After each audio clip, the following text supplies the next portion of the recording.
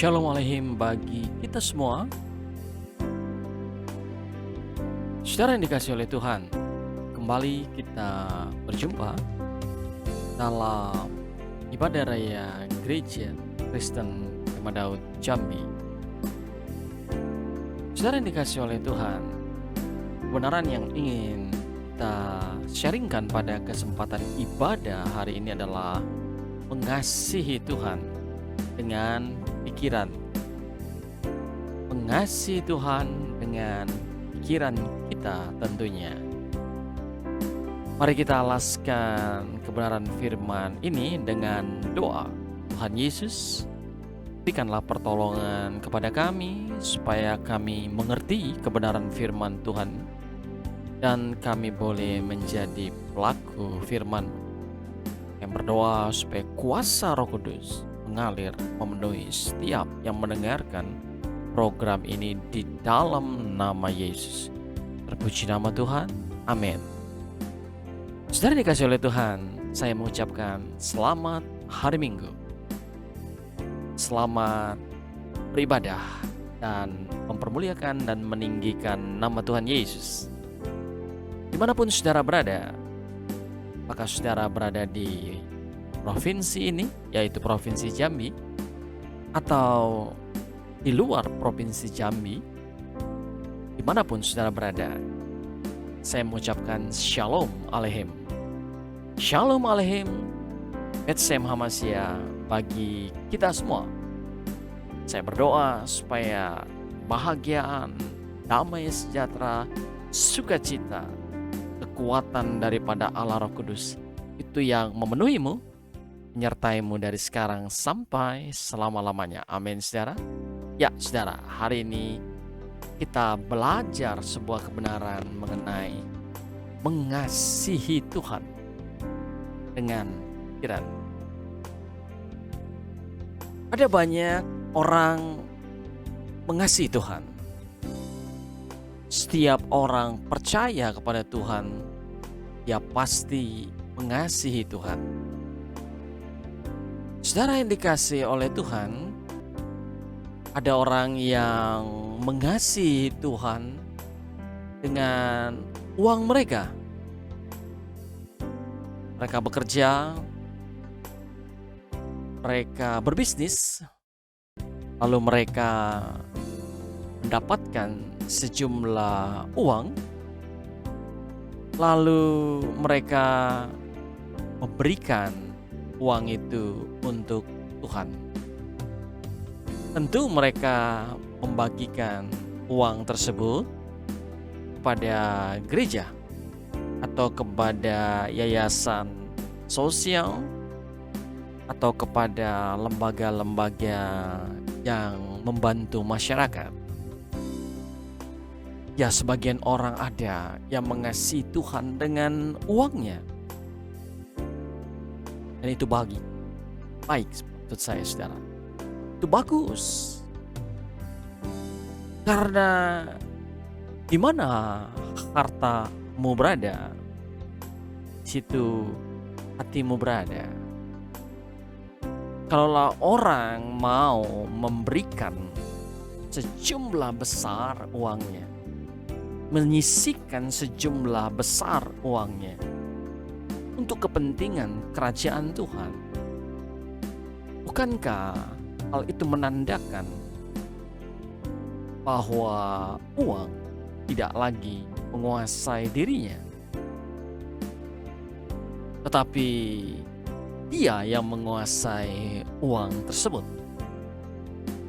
Walaupun kita menemukan banyak orang yang memberi dengan uang mereka, tapi bukan untuk mengasihi Tuhan atau demi mengasihi Tuhan atau motivasinya mengasihi Tuhan, tetapi untuk nama baik, untuk pencitraan, agar dilihat orang hebat, luar biasa, supaya dipuji orang lain.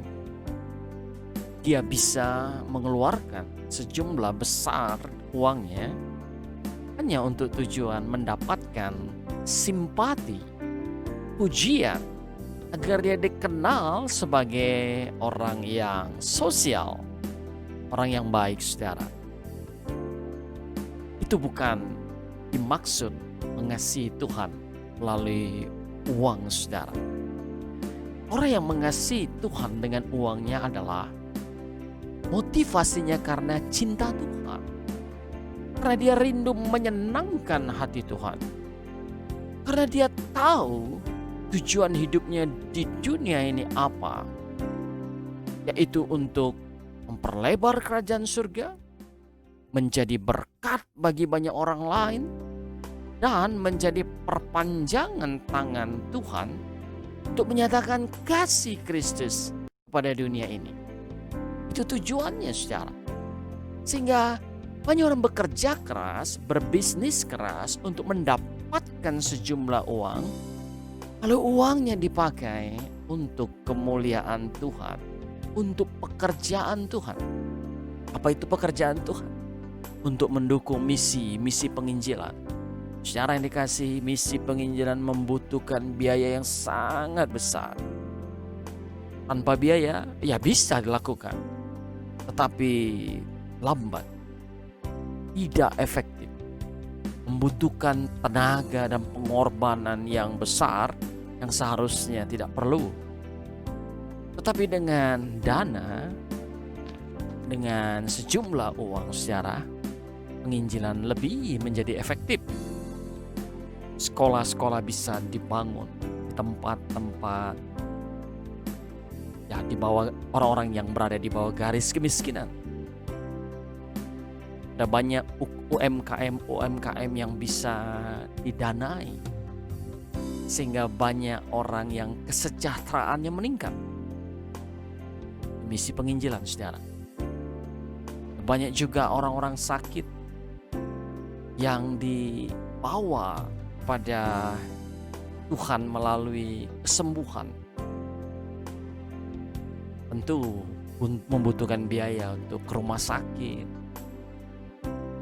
Banyak panti asuhan yang didirikan, badan-badan rehabilitas narkoba dan candu apapun yang dibuat. Itu pun untuk tujuan menyatakan kasih Yesus. Jadi ada banyak tujuan daripada uang yang diberikan kepada lembaga-lembaga penginjilan. Belum lagi uang itu bisa dipakai untuk membiayai hidup para pelayan-pelayan Tuhan, pekerja-pekerja sosial.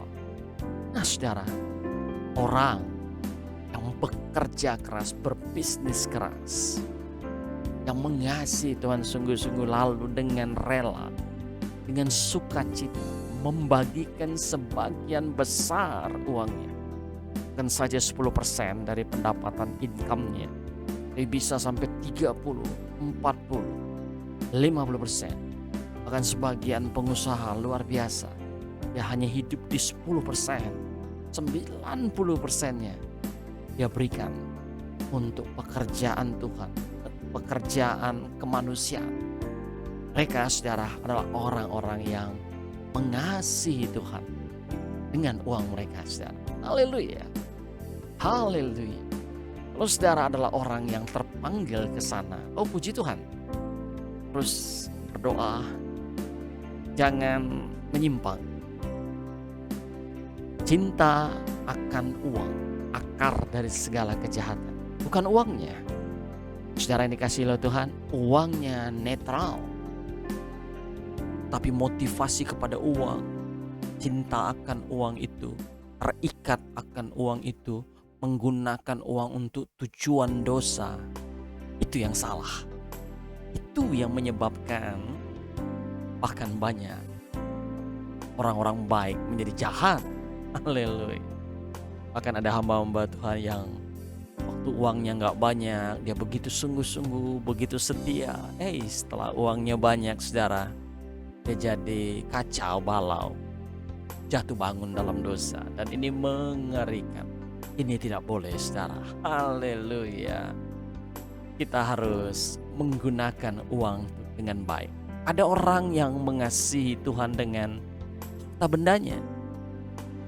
Rumahnya diizinkan diberikan untuk ibadah, mobil-mobilnya diizinkan dipakai untuk antar jemput orang jompo untuk datang ibadah, anak-anak sekolah minggu untuk bisa datang ibadah, rumahnya dipakai untuk rehabilitas anak-anak terlantar, saudara ya, atau wanita-wanita yang hamil di luar nikah lalu ditelantarkan. Rumahnya dipakai untuk para gelandangan supaya dibina menjadi orang yang berkualitas. Mereka mengasihi Tuhan dengan harta bendanya, saudara. Dan saya mau katakan ini juga bagus. Ini baik. Tidak semua orang bisa berbuat seperti ini. Inilah implikasi atau aplikasi-aplikasi praktek-praktek orang mengasihi Tuhan yang kita lihat di dunia ini.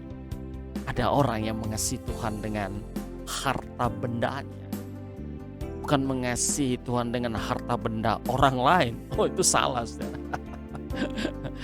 Tapi harta bendanya sendiri, apa yang dia dapatkan dari hasil kerja kerasnya, ketekunannya, lalu dia berikan kepada yang punya tanah, lalu diwakafkan untuk gedung gereja, panti asuhan, untuk perkebunan supaya anak-anak Tuhan boleh berkebun dan hasilnya bisa untuk pelayanan, saudara. Oh, melalui harta banyak orang yang bisa mengasihi Tuhan. Bahkan saya pernah dengar ada seorang yang bekerja sebagai pilot, dan dia betul-betul memilih menjadi pilot di Eropa, saudara. Tujuannya supaya dia mendapatkan income yang besar. Si muda, belum berkeluarga, saudara.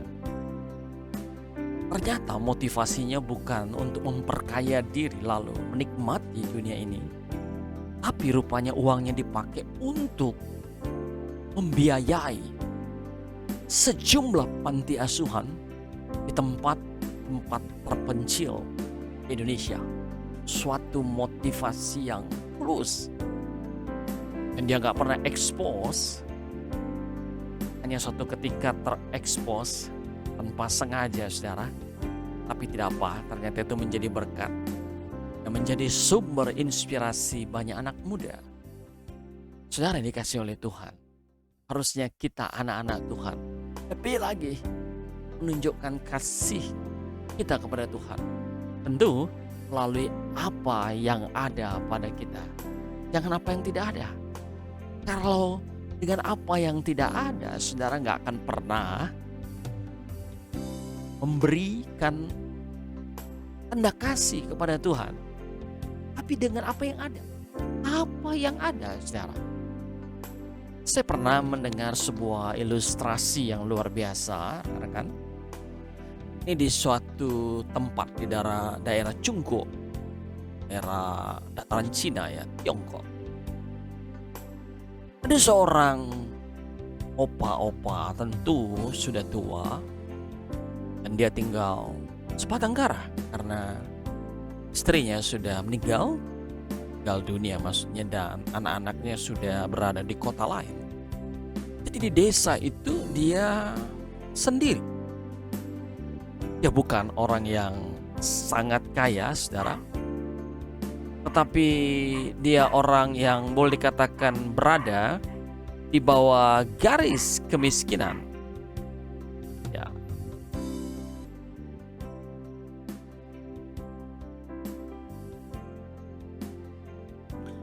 Lalu opa yang sudah tua ini, dia termenung duduk di depan rumahnya sembari merenungkan dengan satu pertanyaan di pikirannya.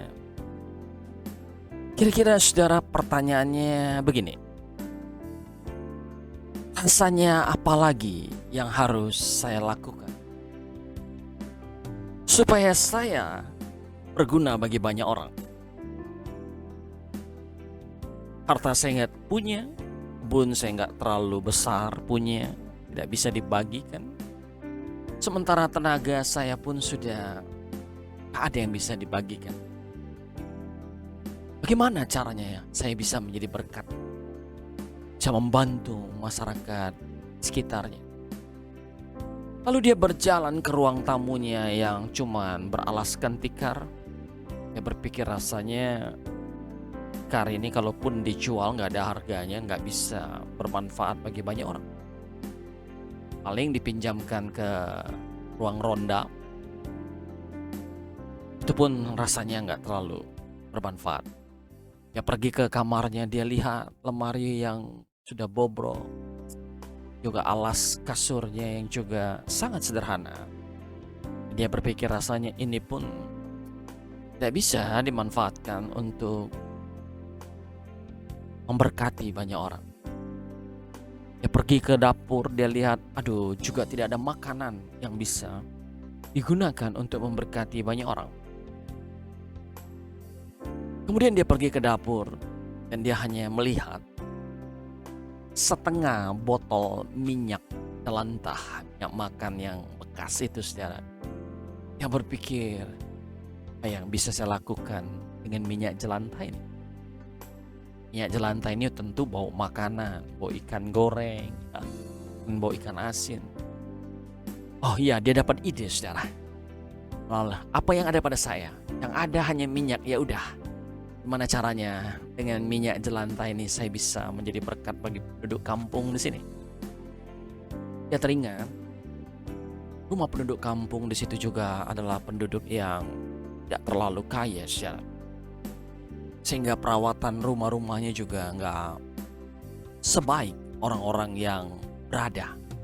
Sehingga dia sering mendengar setiap kali jendela dibuka selalu bunyi dernyitan, saudara. Karena engselnya sudah berkarat.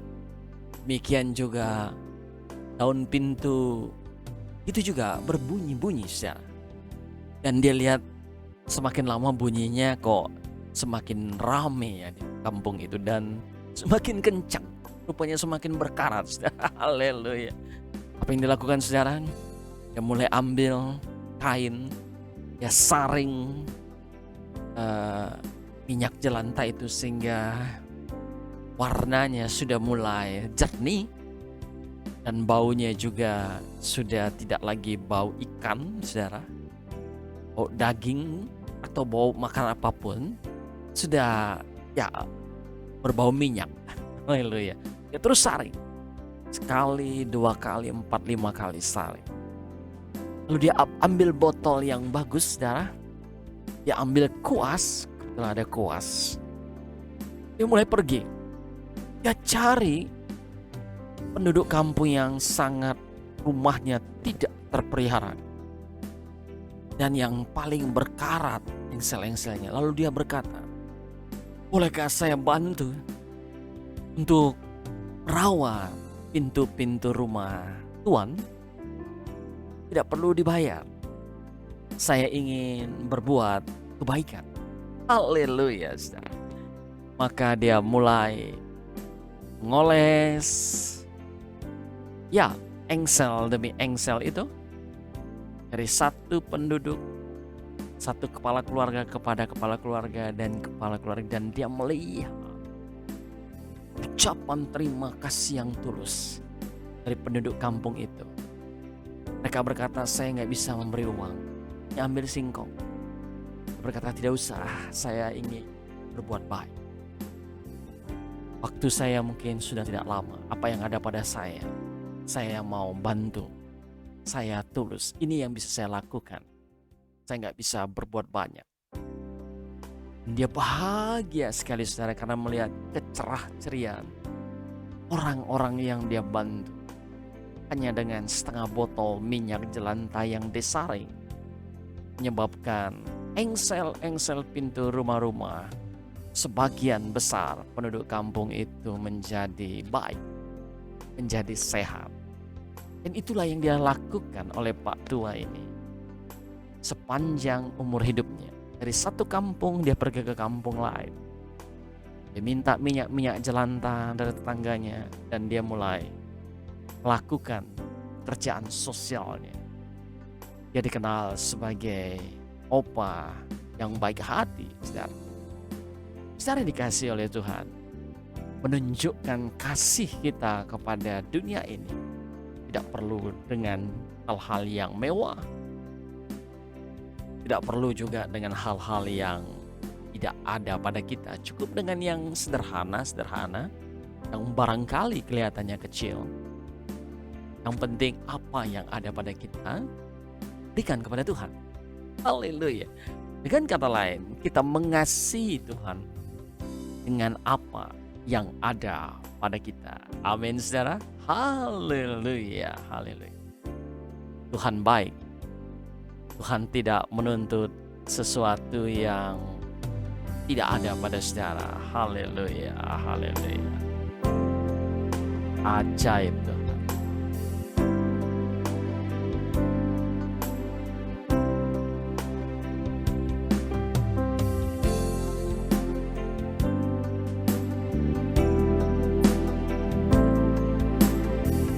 Ya, ada juga yang mengasihi Tuhan dengan ilmu pengetahuan.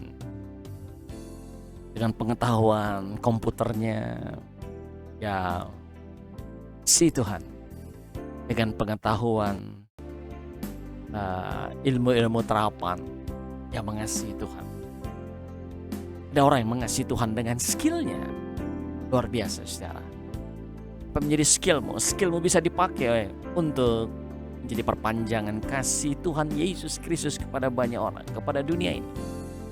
Sekecil apapun pengetahuan yang kau miliki, sekecil apapun skill yang kau miliki, saya mau katakan saudara, itu bisa dipakai untuk mengasihi Tuhan. Haleluya. Ada yang juga mengasihi Tuhan dengan teknologi. Haleluya. Kemampuannya dalam teknologi, apakah teknologi komputer, teknologi robot, teknologi elektronik, teknologi pertanian, perkebunan, mikrobiologi. Begitu banyak teknologi yang dikuasai dan itu bisa dipakai untuk menunjukkan kasih Allah kepada dunia ini. Ya, ada orang yang mengasihi Tuhan dengan teknologi dan ada juga orang yang mengasihi Tuhan dengan talenta. Dia barangkali punya talenta nyanyi. Suaranya bisa dipakai untuk menyatakan kasih Tuhan. Ada yang bertalenta melukis. Itu pun bisa dipakai untuk melayani pekerjaan Tuhan. Ada yang talentanya sutradara, seni peran. Ada yang talentanya menulis. Haleluya. Ada yang talentanya animasi. Ya, ada talentanya sebagai desain grafis. Apapun talenta saudara bisa dipakai sebagai tools, sebagai alat untuk saudara menyatakan kasih Tuhan dan menunjukkan kasih Tuhan kepada banyak orang. Saudara mengasihi Tuhan dengan talenta yang saudara miliki. Ya, ada juga orang mengasihi Tuhan dengan melayani orang miskin yang terbuang. Itu pun termasuk mengasihi Tuhan. Haleluya.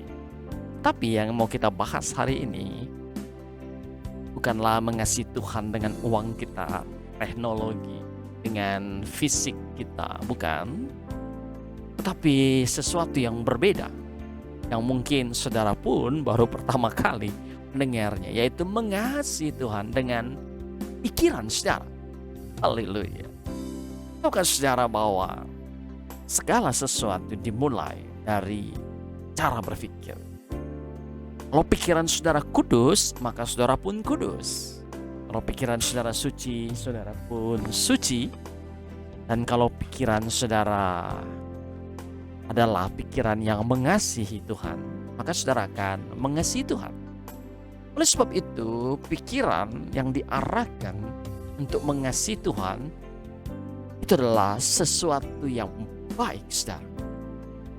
Pikiran bisa menjadi tempat di mana iblis dapat memiliki jalan masuk untuk menguasai kehidupan seseorang dan melaksanakan kehendaknya. Medan peperangan dan medan pertempuran kita adalah pikiran, saudara. Oleh Oleh sebab itu, kita harus menjaga pikiran kita dan mengisi pikiran kita dengan firman Tuhan. Fokus iblis adalah pikiran.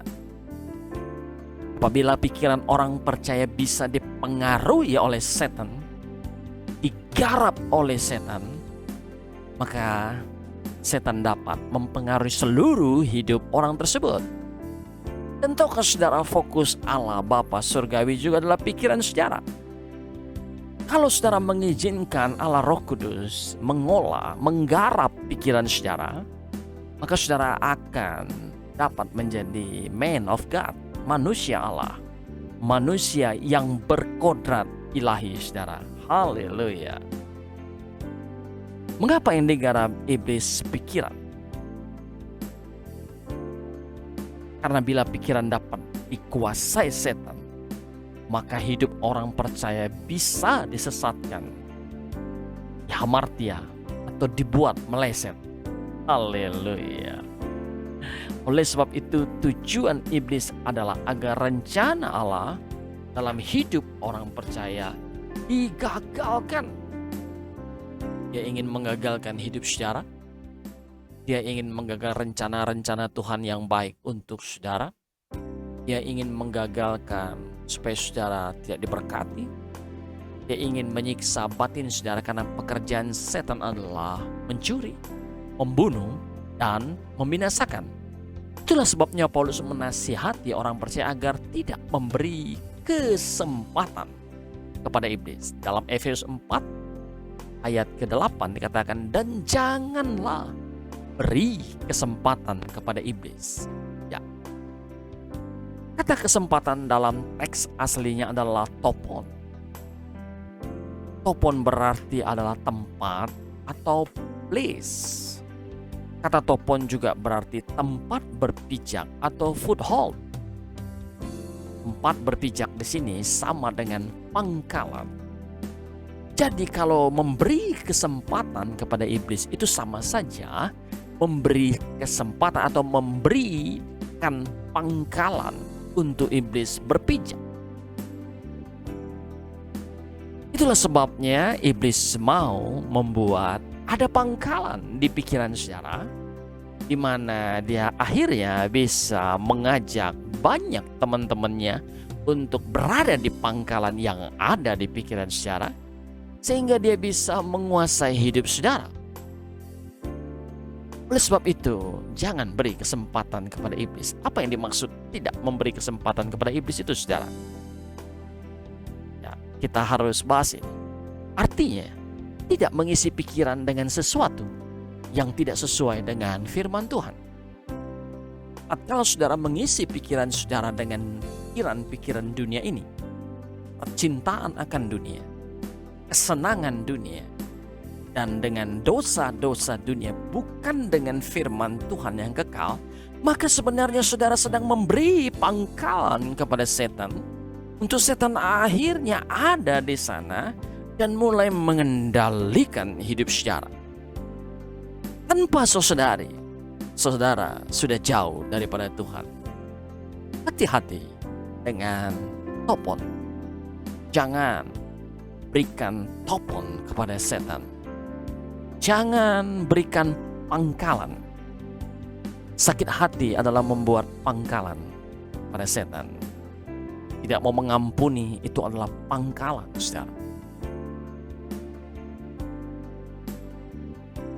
Dosa-dosa itu adalah pangkalan. Ya, saudara.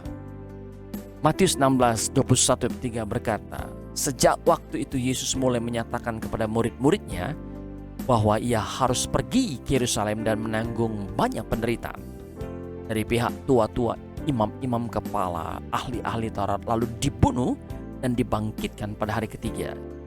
Tetapi Petrus menarik Yesus ke samping dan menegur dia, katanya, Tuhan, kiranya Allah menjauhkan hal itu sekali-sekali tak akan menimpa engkau. Haleluya, saudara. Apa yang terjadi? Ya, Petrus dihardik oleh Yesus dan berkata, sebab engkau bukan memikirkan apa yang dipikirkan Allah, melainkan apa yang dipikirkan manusia. Haleluya. Iblis yang ada di Petrus dihardik oleh Tuhan Yesus. Ya, Petrus mengira ide atau pikiran tersebut berasal dari Allah. Sedangkan pernyataan Tuhan Yesus dianggap bukan dari Allah, saudara. Dan akhirnya apa yang Tuhan Yesus lakukan terhadap pikiran iblis di pikiran Petrus? Tuhan Yesus mengusir iblis dari pikiran Petrus. Nyala iblis, engkau suatu batu sandungan bagiku, sebab engkau bukan memikirkan apa yang dipikirkan Allah, melainkan apa yang dipikirkan manusia. Saudara, Tuhan Yesus mengajarkan kepada saudara dan saya untuk iblis harus diusir dengan keras dari pikiran kita. Jangan dibiarkan, jangan dipelihara, sebab semua pikiran yang bukan berasal dari Allah berarti berasal dari setan. Hanya dua saja, bukan dari Allah, ya dari setan. Dan tanpa disadari manusia sering memikirkan yang bukan dari Allah. Berarti memikirkan pikiran manusia, bahkan memikirkan ide atau pikiran setan, tetapi merasa bahwa itu pikiran Tuhan, bahwa itu ide Tuhan. Inilah yang disebut penipuan setan, saudara. Haleluya.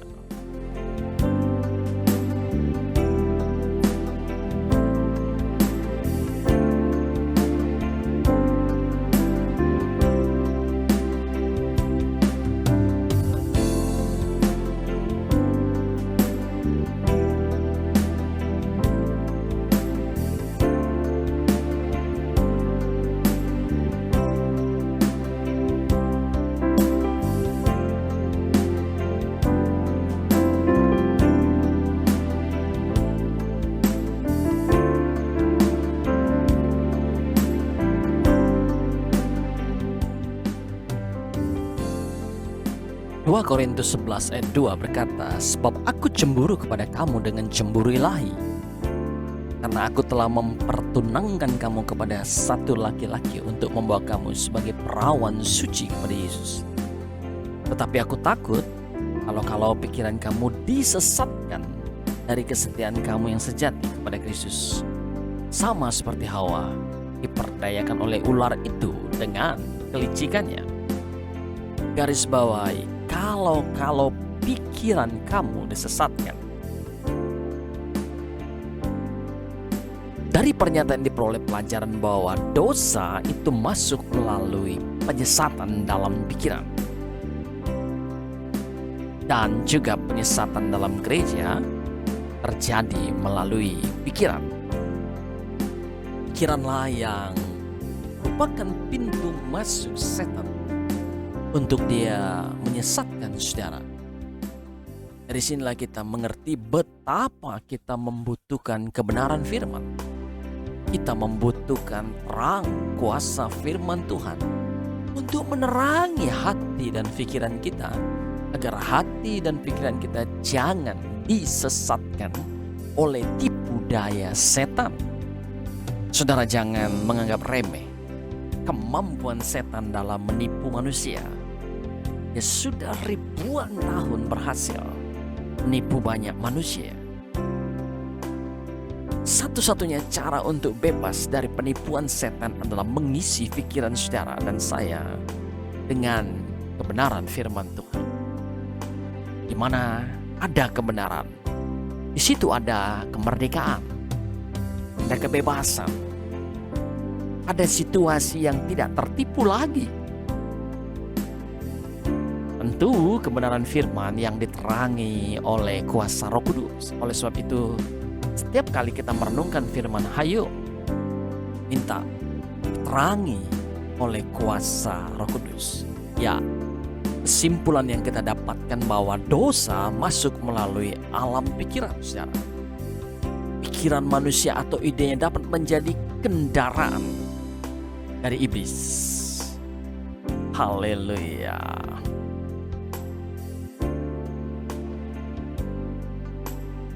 Oleh sebab itu, kita harus hati-hati dengan pikiran kita. Diperlukan akal budi untuk menggali kekayaan firman Tuhan, saudara. Akal budi itu berasal dari bahasa Yunani, yaitu dianoia, yang berarti pikiran atau pengertian, understanding. Dan akal budi harus digunakan secara maksimal untuk menggali kekayaan firman Tuhan. Karena ada banyak orang yang mengalir saja dengan Roh Kudus. Gak usah pergunakan pengetahuan, gak usah pergunakan akal budi yang maksimal. Ini adalah keliru, saudara. Pikiran kita harus dimaksimalkan, roh kita juga harus dimaksimalkan untuk menggumuli kebenaran firman Tuhan secara terus-menerus. Dan tidak dibutuhkan karunia khusus untuk mengertikan kebenaran firman Tuhan. Yang dibutuhkan hanyalah hati yang haus akan kebenaran dan tekad. Maka Roh Kudus pasti akan menolong saudara. Haleluya. Tentu menggali firman Tuhan dan memiliki adalah sarana untuk bersekutu dengan Tuhan.